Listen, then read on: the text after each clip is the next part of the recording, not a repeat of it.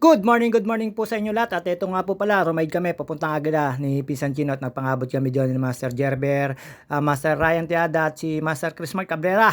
At yun nga po, syempre ito, dito po tayo dumaan sa Mayo Picate. Di na po kami dumaan ng Picard. At ito, after po nito, pag-ride namin, punta ko kami kay paring Darwin. Dito na po kami dumaan sa may sentro, sa may UP Gate. Ayan, kanan lang po tayo. Tapos maglalakad lang po tayo ng konti dyan. Syempre, hindi po maano yung kalagitnaan. Ayan, nakita nyo naman po, lagi po tayo may baong pangalawang damit dahil po sobrang pawis po talaga pag pumanik po kayo ng papuntang Aguila Base. At yun nga po, pagdating po namin sa gate, napakarami pong tao. Syempre, tropahan na po natin yung guard. Kaya kami pinauuna kasi hanggang Aguila Base lang po tayo. Nakita ko po dito si Namarin Janice at si magpipinsan at yung kanyang dalawang anak. Hindi na po kami nagpangabot sa taas at pagbaba po namin, hindi ko na po rin po sila inabot. At dito po tayo dumaan, kumaliwa lang po tayo, nag-walking lang ng konti, then sumakay na uli ng bike. Kumaliwa lang po papunta rito sa may Oblation, tapos kanan lang po, then kanan po uli. Pagkakanan nyo dyan sa Oblation na yan, makakaliwa lang po kayo, then pagdating po dun sa may Tulay, kanan uli, papanik na po yun, papuntang Forestry. At dito nga po, syempre, Forestry po kami papanik. At yun nga po, pagpanik po namin, nag-uusap kami ni Bisoncino, sabi niya, ganit ng unang ahon dito sa may papuntang papanik ng Forestry, sa may makalampas po ng Umali Hall. At ito, ayan, nakita nyo naman po dyan, hindi nyo lang po napapansin, pero syempre malalayo, ang dami po nag-walking dyan. At ayun nga po, eto, papanik na po tayo. Ayan po yun. Nasa tagliran na po tayo dyan ng Umali, papanik na po tayo ng papuntang Forestry. At yun nga po, syempre una yung pupuntang Forestry. Way papunta po doon sa Arco. Pagkatating po doon sa Arco, mayroon pong building po doon. Industrial building po ba yun? Tapos kanan lang po uli.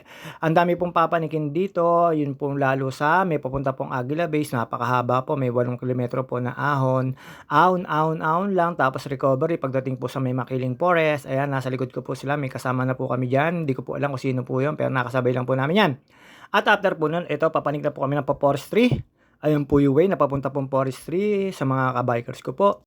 Magdadala lang po kayo ng ID at mag-e-entrance lang po kayo ng 30 pesos at makakapanig na po kayo. Tapos pagpapunta po ng Pic 2, hindi pwede ho kayo na wala kayong guide. Bawal po, dapat may guide po kayo. At yan nga po, eto, diretso lang po tayo dyan. Pakanan na yan, papunta pong Picard. Siyempre, diretso lang po tayo, papanik po tayo ng Forestry. At pagpanik po namin ng Forestry, ayun, nagsimula na po yung laban namin ni Pisanchino.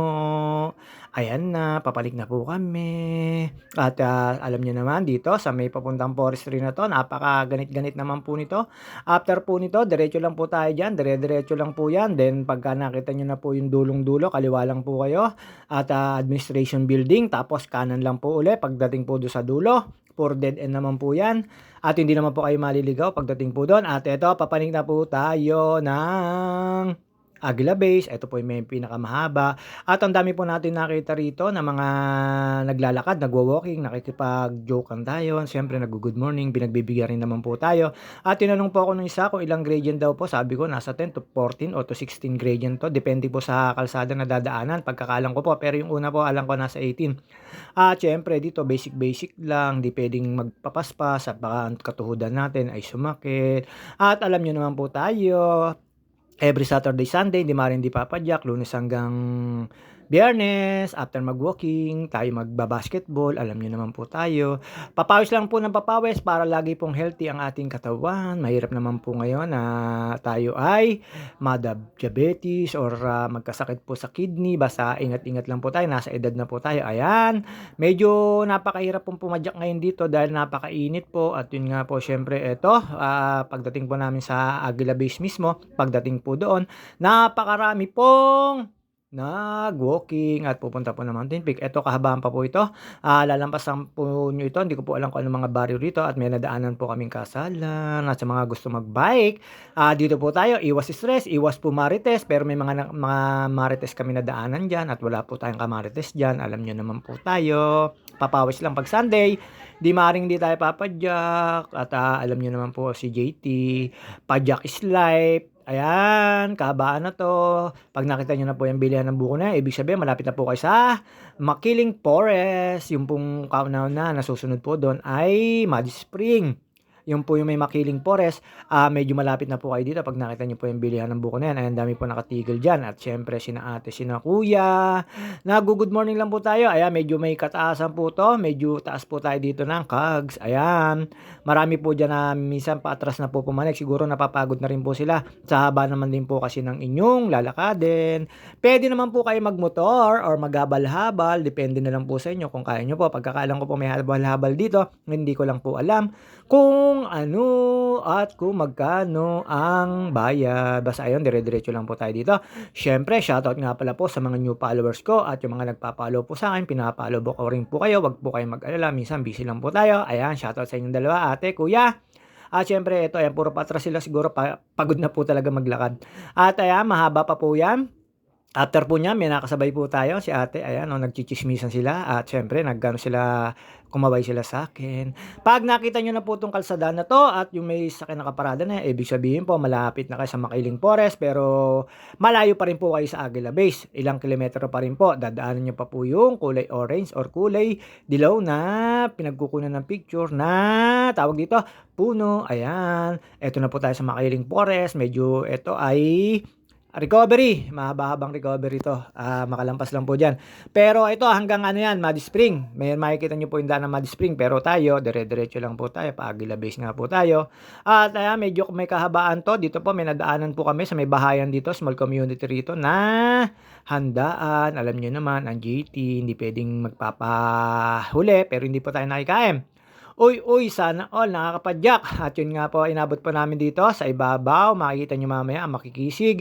At ang dami po namin na view. At syempre, alam nyo naman, ito, pag nakita nyo naman po itong, makikita nyo po dyan yung kulay orange na puno. At sinabi ko pa doon kana ate na meron pong tikbalang. Pero joke lang po yun. Hindi po tayo maniniwala doon. Pero lagi na po natin dinadaanan to. At ito nga po, Sunday, dito na lang din po tayo. Ayan, nakikita nyo po. Yan yung orange na yun. At ang dami po nagpipicture. Siyempre, lalampas lang po tayo dyan. Ayan, yung puno na yan, ang dami po nagpapapicture dyan kasi napakaganda pong puno niya. Ayan na, si ate humarap pa. Siyempre, alam nyo naman, nakita niya, nagbibideo ko.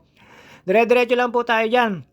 At do'n nga po, pagpanik po natin sa Aguila Base, medyo may kahabaan pa at eto na po ang una niyong makikita. 'Pag nakita niyo po 'yan, papanik po ng Picto 'yan. Tapos eto, dito po Aguila Base, dito po ang mga station na puwede kayong kumain, puwede kayong mag-CR. At lahat po puwede niyong gawin dito, mag-feature lahat po. Kasi last station 'to bago kayo pumanik sa papuntang Station 30 na napakahirap. Ayan, si ate. At nalimutan ko po na meron palang magpapa-picture diyan at yun nga po, dinaanan ko po si Ate Marcel at si Kuya Lando. Yan po yung aming inabot. Nakatikim po tayo ng Oberon.